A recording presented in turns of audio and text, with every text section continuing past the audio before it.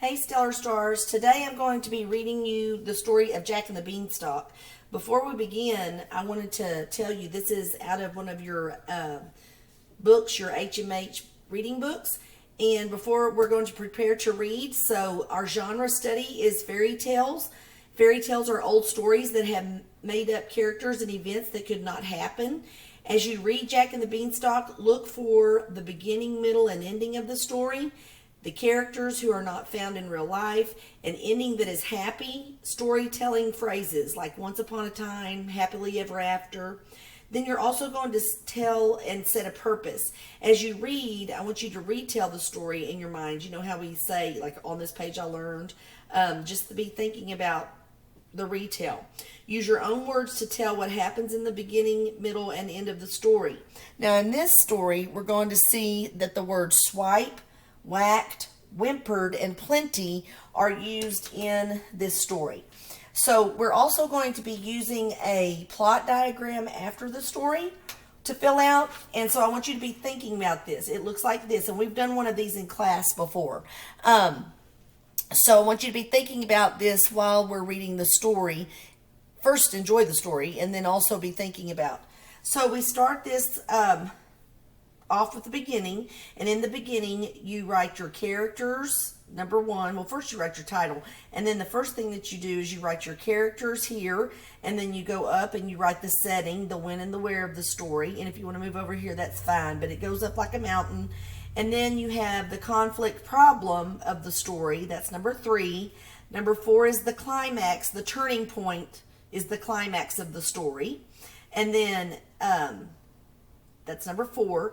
And then the 5th thing is the falling action. So you might want to start right here when you're writing. And the 6th thing is the solution resolution, which shows at the ending like how the problem in the story was solved. So remember that there's always a problem conflict in the story, and then something happens to try to solve that problem, and then the events happen, and then at the end events happen that do solve the problem, the solution resolution. All right, so we're going to read the story first, and then we're going to go back to this. Jack and the Beanstalk. All right? Jack and the Beanstalk by Helen Lester, illustrated by Jesus Aguado.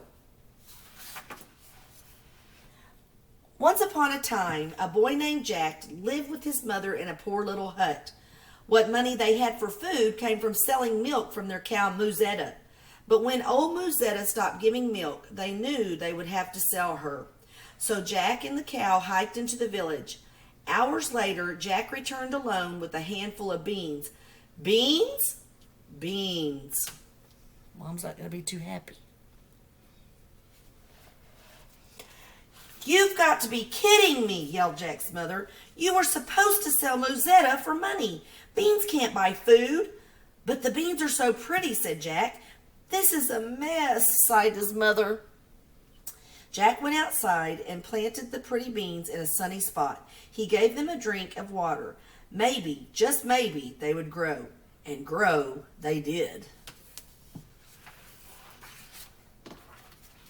Overnight, the seeds had sprouted. By morning, they had wound into a beautiful beanstalk. How did it grow so fast, wondered Jack. It had grown up, up, up, and out of sight, beyond the clouds. Wow-wee, exclaimed Jack. Being a curious lad, he simply had to climb it. Where would the beanstalk lead? He went up and up, higher and higher, until he went beyond the clouds. Ta-da! Jack gazed up upon an enormous castle. He saw some creepy-looking signs, too. From inside the castle, a voice boomed, "Fee, fi, fo, fum, time for Betty, ho-dee-hum." On the ground was a little bag of gold. Go away, only giants are allowed. Beware, large hungry beings.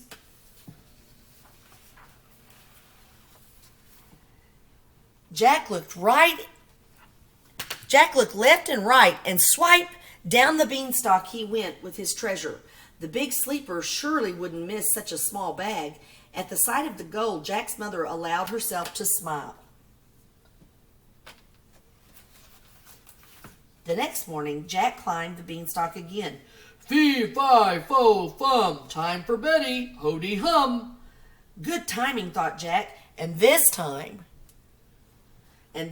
he helped himself to a goose who was very busy laying golden eggs. At the sight of the busy goose cranking out golden eggs, Jack's mother allowed herself a giggle. Okay, so now Mom's okay with the idea because those will make money and then they can buy some food. The next morning, Jack eagerly climbed the beanstalk. He wondered what treasure awaited him.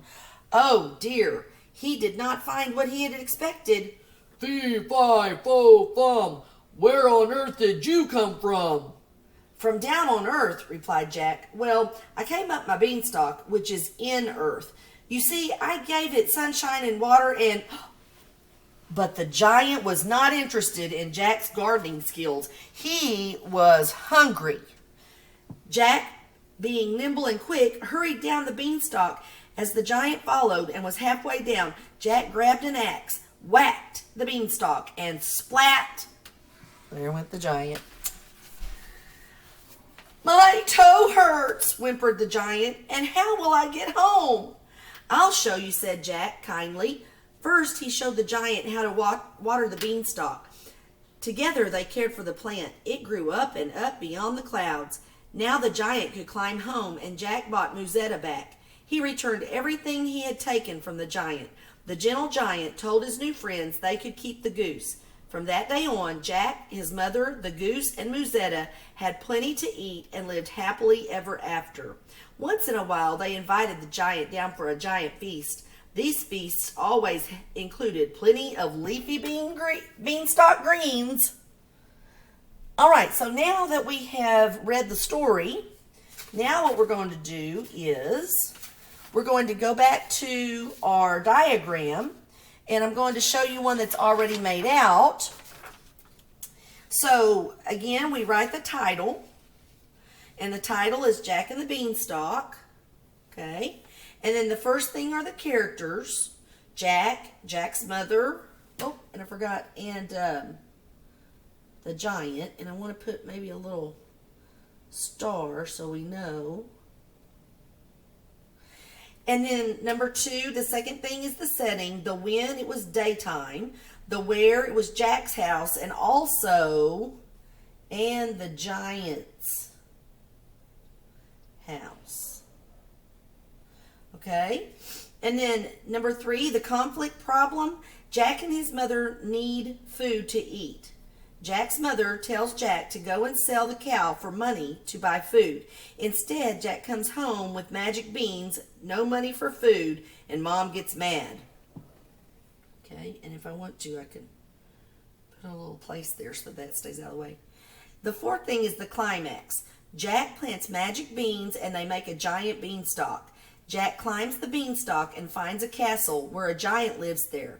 The giant is mean. Jack climbs and finds gold first. And then, here's the falling action, number 5. The second climb, Jack brings down a goose. The third time, Jack meets the mean giant. The giant was hungry and followed Jack down the beanstalk and crashed to the ground. And right here, boys and girls, whenever you're doing this, in fairy tales, a lot of times things happen in threes.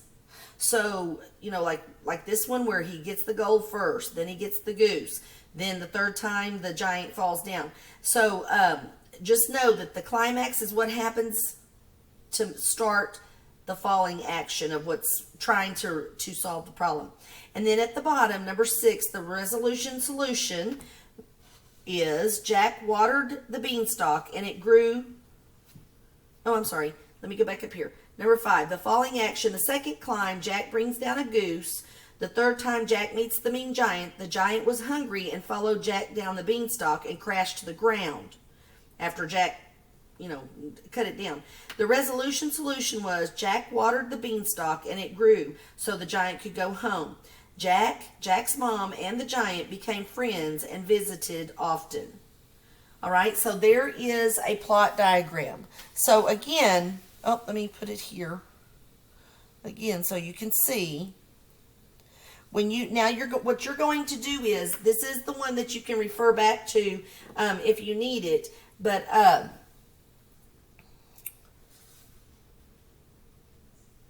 now what you're going to do is you're going to read a different story that I have on a different day, and you're going to do one of these plot diagrams with it. All right, so this was Mondays, and then I think I'm going to put the next story on like Wednesday, and then you can always have this though to look back at. So I hope you enjoyed Jack and the Beanstalk, and I'm going to send you another fairy tale on a different day, and you can read it and enjoy. Love y'all. Take care. Bye-bye.